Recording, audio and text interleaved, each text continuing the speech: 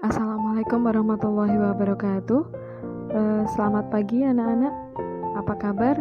Semoga selalu sehat walaupun kita masih di pembelajaran online, tapi Ibu harap kalian tetap semangat ya. Jumpa lagi dengan Ibu. Kita masuk ke materi bab 3. Kalau sebelumnya sudah di bab 1 dan juga bab 2.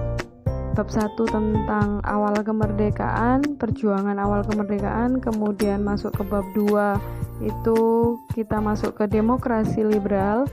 Bab 3 kali ini kita akan masuk ke dinamika politik ekonomi Indonesia masa demokrasi terpimpin 1959 sampai 1965.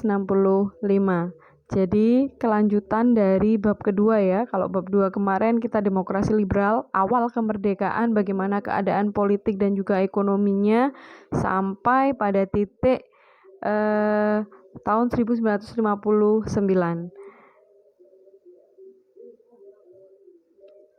Dinamika politik yang akan kita bahas ini meliputi Dekret Presiden 5 Juli 1959 yang nanti akan mengakibatkan demokrasi kita berubah dari demokrasi liberal menjadi demokrasi terpimpin.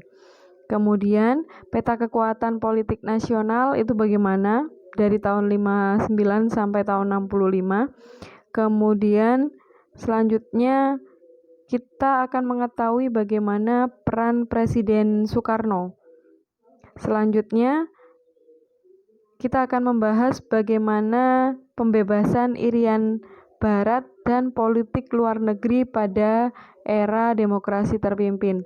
Kalau bisa Ibu katakan, era demokrasi terpimpin ini adalah eranya Bapak Soekarno. Walaupun di awal memang eranya Bapak Soekarno ya, tetapi pada masa demokrasi terpimpin ini peran Bapak Soekarno itu sangat besar. Kalau di ekonominya yang akan kita bahas nanti adalah yang pertama tentang sistem ekonomi terpimpin dan juga tentang kebijakan untuk mengatasi masalah ekonomi pada masa demokrasi terpimpin.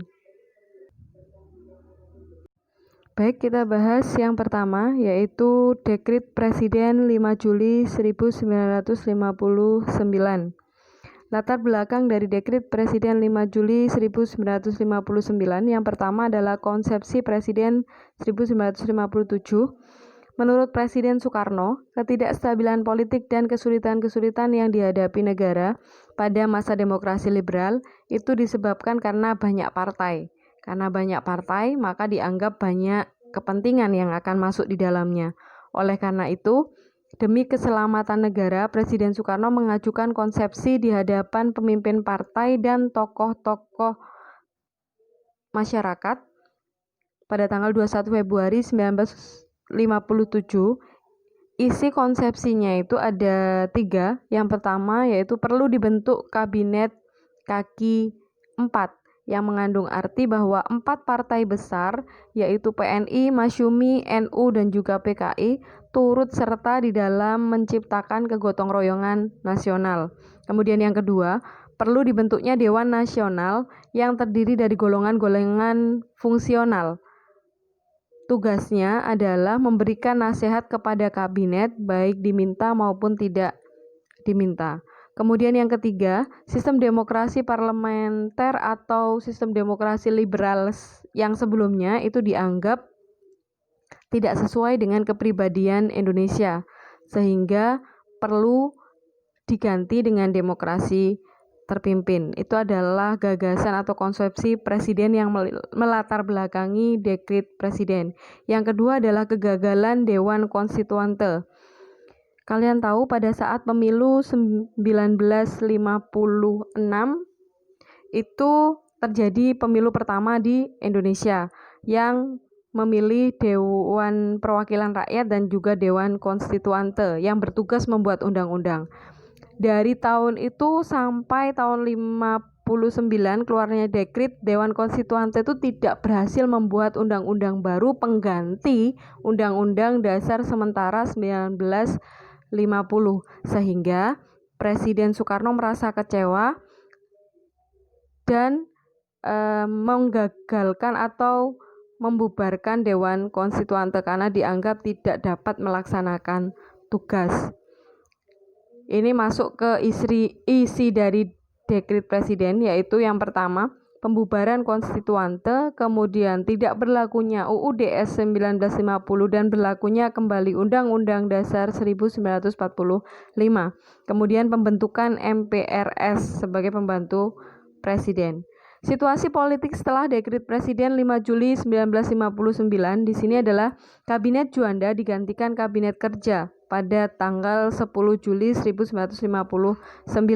Kemudian Presiden Soekarno juga menetapkan pidatonya yang berjudul Penemuan Kembali Revolusi Kita menjadi sebuah manifesto politik.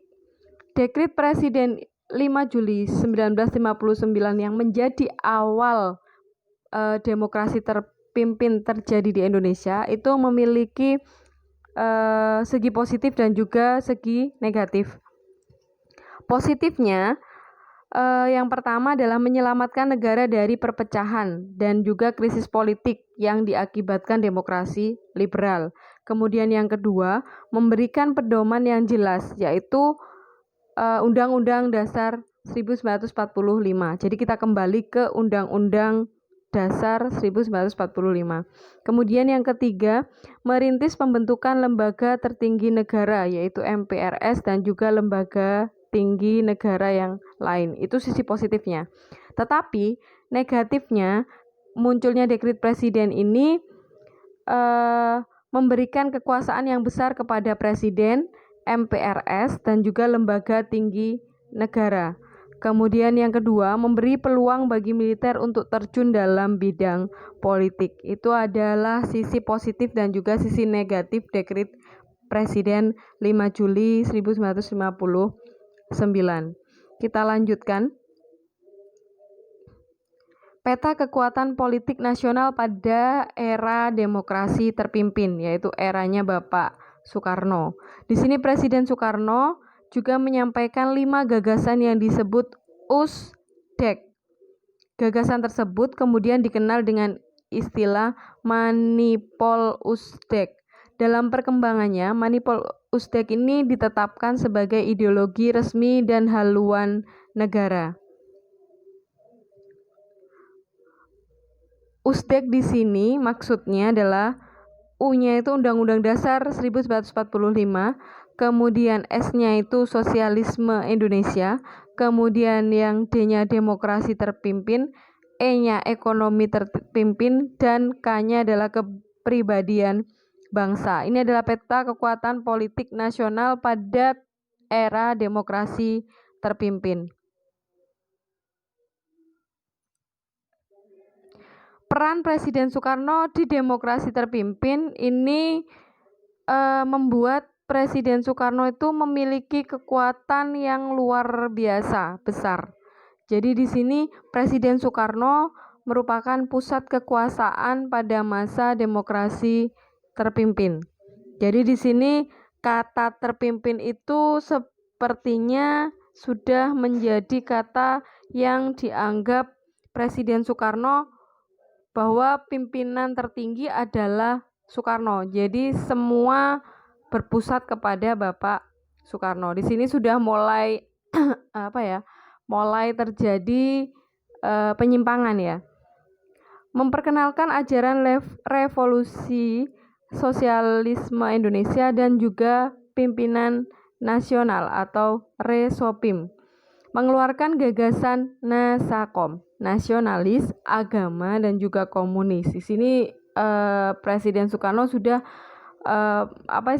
mengeluarkan Nasakom ini ingin menjadikan satu apa yang namanya nasionalis, agama dan komunis di Indonesia. Dalam menjalankan pemerintahannya, Presiden Soekarno ini di era demokrasi terpimpin mengalami penyimpangan-penyimpangan. Yang pertama, harusnya kalau kita tahu trias politika bahwa kedudukan sudah kita bahas ya di demokrasi liberal kemarin, bahwa kekuatan antara legislatif, kemudian yudikatif dan eksekutif itu sama. Tetapi di sini ternyata peran pemerintah sebagai eksekutif itu besar, sehingga bisa membentuk yang namanya lembaga legislatif yang diwakili oleh MPR. Di sini termasuk sudah penyimpangan ya, pembentukan MPR. Kemudian pembubaran DPR hasil pemilu kemudian digantikan dengan DPR GR. GR ini DPR gotong royong, DPR yang dibangun atau yang dibentuk oleh Presiden Soekarno sendiri. Kemudian pembentukan Dewan Pertimbangan Agung sementara. Jadi DPAS ini dibentuk oleh Presiden Soekarno, dibentuk dan ditunjuk sendiri oleh Bapak Presiden. DPA ini nanti mengusulkan kepada pemerintah agar amanat Presiden dalam pidato yang berjudul Penentuan Kembali Revolusi Kita dijadikan GBHN, garis-garis besar haluan negara, dan menjadi satu pegangan bagi Presiden Soekarno untuk melaksanakan pemerintahan. Jadi ini yang dianggap dianggap sebuah penyimpangan.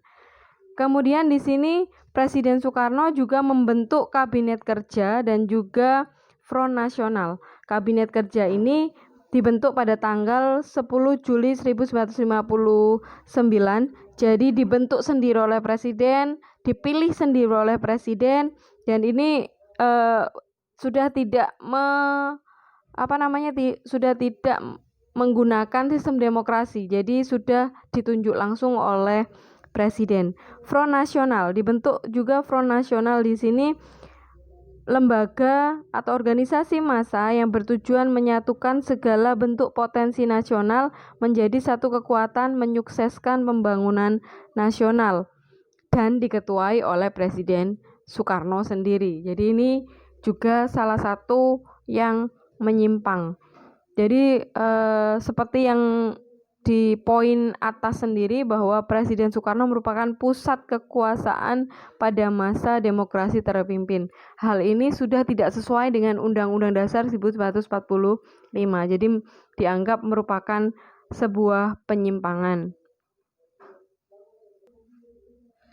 Lanjut, yang tidak bisa terpisahkan dari demokrasi terpimpin itu nanti adalah masalah pembebasan Irian Barat ya. Sebenarnya masalah pembebasan Irian Barat itu sudah ada kaitannya mulai dari demokrasi liberal, karena kita dari sisi diplomasi itu sudah melakukan diplomasi dengan Belanda mulai masa demokrasi liberal. Latar belakangnya, di hasil KMB itu memang dikatakan bahwa Belanda akan menyerahkan Irian Barat 1 tahun setelah perjanjian KMB. Tetapi Belanda tidak mau menepati hasil KMB, maka Irian Barat tidak dikembalikan ke Indonesia, digantung. Kemudian Belanda terus-menerus menunda penyelesaian masalah tersebut hingga bertahun-tahun. Itu yang Ibu bilang, posisi Irian Barat itu digantung oleh Belanda, karena memang Belanda tidak mau memberikan kepada Indonesia. Perjuangan pembebasan Irian Barat, seperti yang Ibu katakan, perjuangan diplomasi sudah kita mulai pada era demokrasi liberal. Jadi masing-masing kabinet, yang kemarin 7 kabinet itu sudah memasukkan program pembebasan Irian Barat ke program kerja mereka. Tetapi yaitu tadi tidak membuahkan hasil. Indonesia hanya berhasil meraih dukungan dari negara peserta Konferensi Kolombo 1954 dan juga KAA, yang pada saat itu adalah masanya Ali Sastro Amijoyo. Kemudian Indonesia mengangkat masalah Irian Barat dalam sidang umum PBB hingga tahun 1960, tetapi tetap mengalami kegagalan. Jadi perjuangan diplomasi sudah cukup panjang. Akhirnya Presiden Soekarno memutuskan untuk melakukan konfrontasi politik 56 Indonesia membatalkan hasil KMB, kemudian pemerintah Indonesia memutuskan hubungan diplomatik dengan Belanda karena tidak mau memberikan Irian Barat itu ke Indonesia. Kemudian konfrontasi ekonomi, kita membatalkan utang-utang Indonesia kepada Belanda senilai 3.661 juta gulden. Itu kita tidak mau membayar karena yaitu tadi Belanda melanggar janji KMB lebih dulu dengan tidak memberikan Irian Barat, maka kita membatalkan utang-utang Indonesia. Kemudian menasionalisasi maskapai penerbangan Belanda dan perusahaan pelayaran Belanda. Konfrontasi politik sudah kita lakukan, konfrontasi ekonomi sudah kita lakukan, kemudian berikutnya adalah konfrontasi militer yang kita lakukan. Jadi Presiden Soekarno pada saat itu mengumumkan yang namanya Trikora, Tri Komando Rakyat, 19 Desember 1961. Trikora ini berisi gagalkan pembentukan negara boneka Papua buatan Belanda. Kemudian yang kedua, kibarkan sang merah putih di Irian Barat tanah air Indonesia. Kemudian yang ketiga, bersiaplah untuk mobilisasi umum mempertahankan kemerdekaan dan kesatuan tanah air dan bangsa. Jadi maksudnya di sini rakyat Indonesia diminta bersatu untuk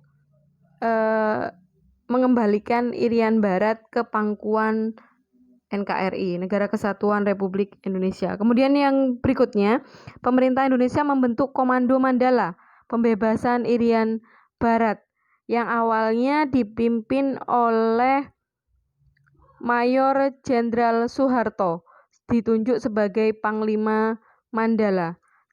Pelaksana lapangannya ini adalah Laksamana Yosudarso. Jadi pada saat itu Indonesia memutuskan untuk menyerang Belanda di tanah Irian Barat. Kemudian pasukan TNI dikerahkan melalui operasi-operasi militer di wilayah Irian Barat. Jadi pasukan TNI ini mulai menyerang dan mulai melumpuhkan pasukan-pasukan Belanda di Irian Barat. Akhirnya di sini kita berhasil memasukkan Irian Barat ke Indonesia. Jadi di sini masalah Irian Barat akhirnya menarik perhatian PBB dengan apa perjuangan yang sudah kita lakukan, mulai diplomasi, konfrontasi ekonomi, konfrontasi politik, konfrontasi militer. Akhirnya PBB pada Maret sampai Agustus 1962 itu mengajak Indonesia Belanda berunding di New York. Kemudian dalam perundingan itu Belanda setuju untuk menyerahkan wilayah Indonesia, tetapi harus ada lembaga dulu yang menerima, yaitu UNTEA.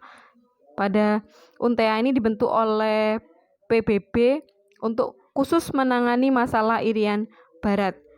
Jadi Belanda memberikan kepada UNTEA, nanti UNTEA yang akan memberikan ke Indonesia. Jadi seperti itu. Kemudian pada 1 Mei 1963 UNTEA akhirnya menyerahkan Irian Barat kepada pemerintah Republik Indonesia.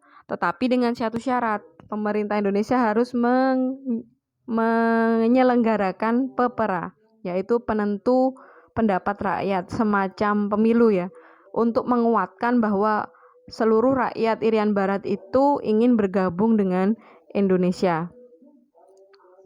PEPERA dilaksanakan pada tanggal 14 Juli sampai 4 Agustus 1969. Hasil PEPERA memutuskan bahwa Irian Barat menjadi bagian dari Republik Indonesia. Jadi seluruh rakyat Papua itu akhirnya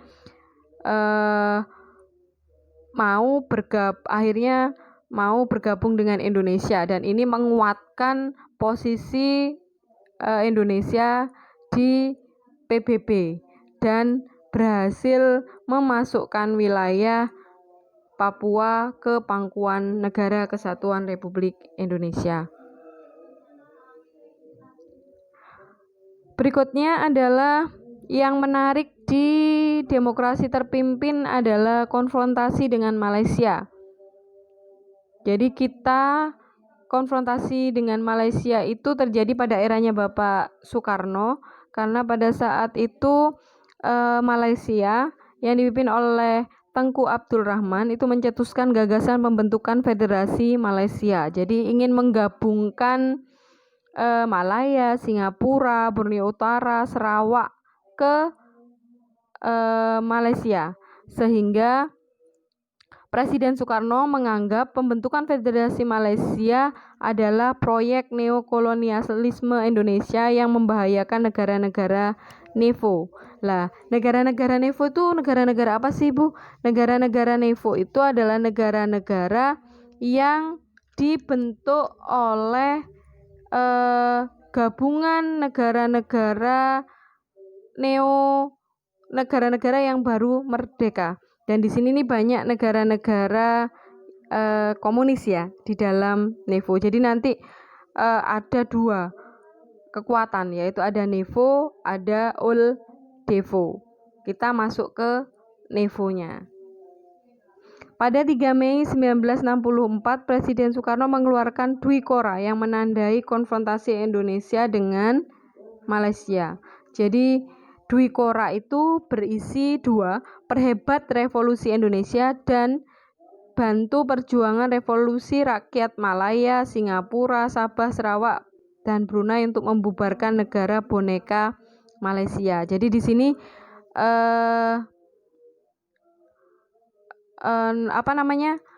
Presiden Soekarno itu tidak ingin Malaysia itu menjadi bonekanya Inggris yang akan merongrong kekuasaan dari negara tetangganya, yaitu kita, Indonesia. Nanti konfrontasi dengan Malaysia ini mengakibatkan Presiden Soekarno keluar dari PBB.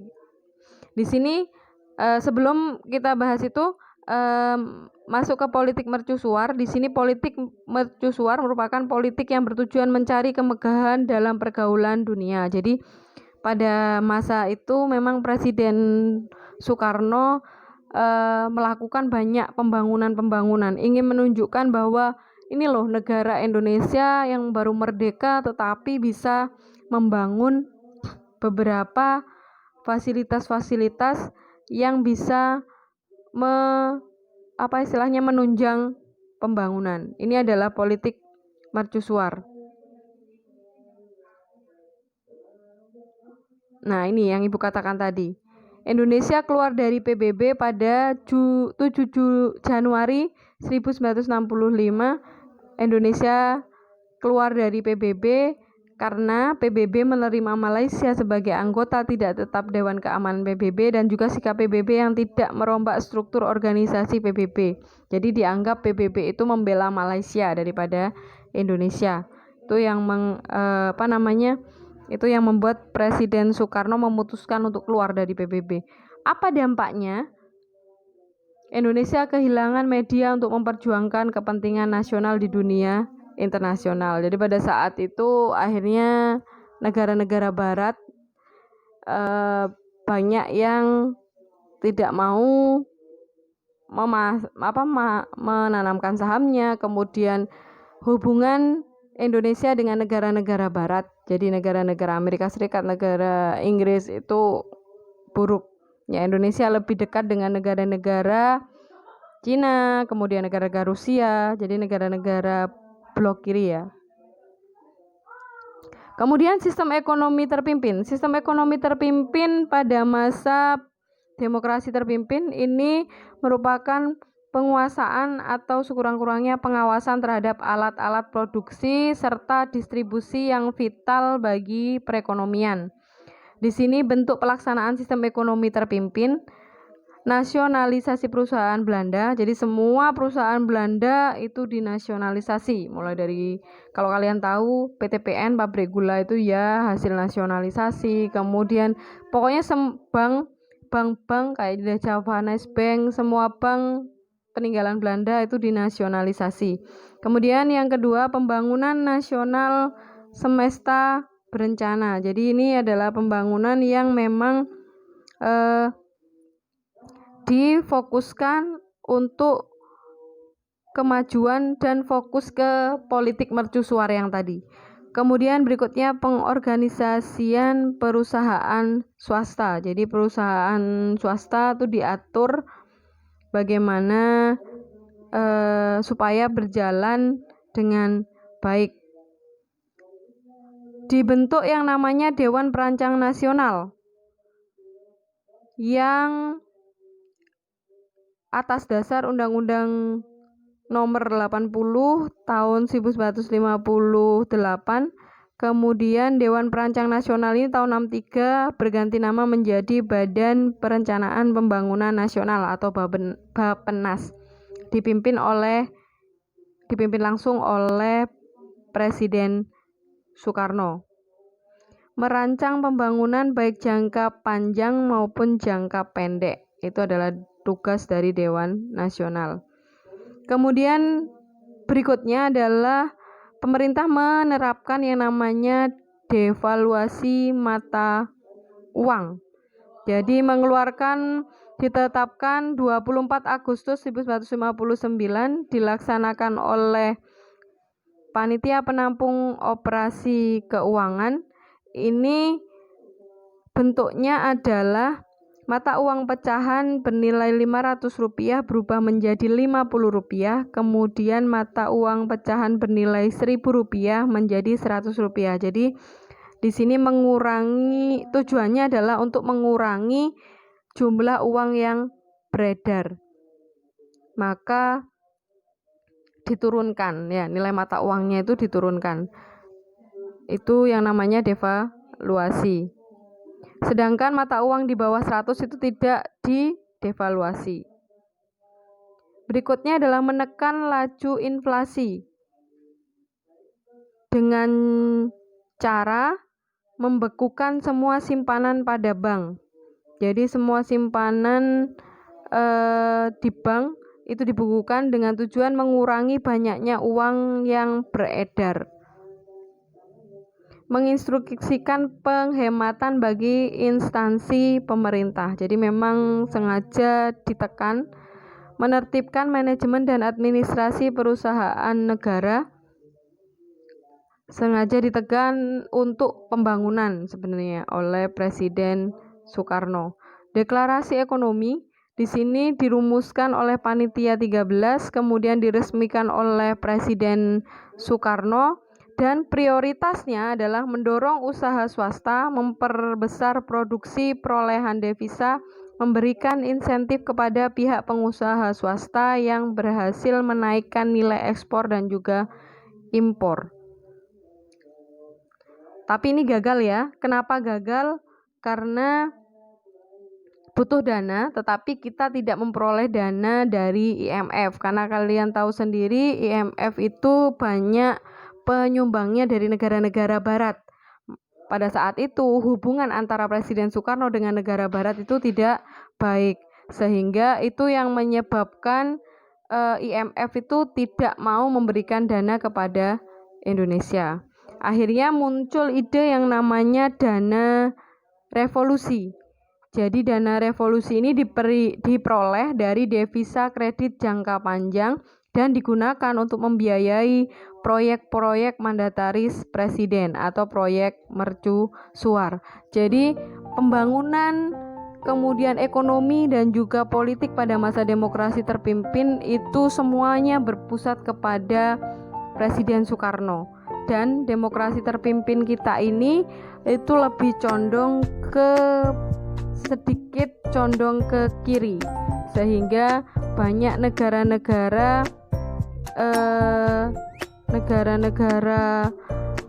barat atau negara-negara seperti Inggris, Amerika itu sudah sedikit menarik diri dari Soekarno pada masa itu. Jadi ini membawa dampak yang cukup besar sampai nanti di akhir kejatuhan era demokrasi terpimpin dan akan digantikan dengan masa Orde Baru. Ya, itu nanti akan kita bahas di bab berikutnya, yaitu bab 4. Jadi itu tentang bab 3, yaitu demokrasi terpimpin.